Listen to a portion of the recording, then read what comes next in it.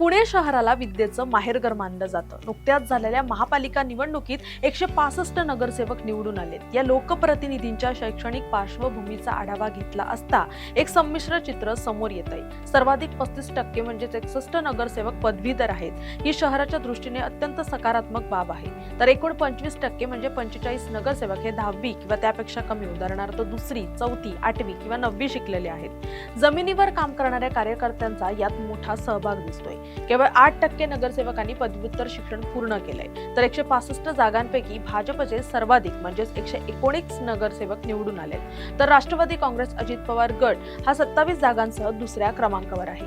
नगरसेवक हे शहराचे धोरणकर्ते असतात. अंदाजपत्रक म्हणजेच बजेट समजून घेणं, विकास कामांचे तांत्रिक वाचन करणं आणि प्रशासकीय प्रक्रियेत सहभागी घेण्यासाठी शिक्षणाची महत्त्वाची भूमिका असते.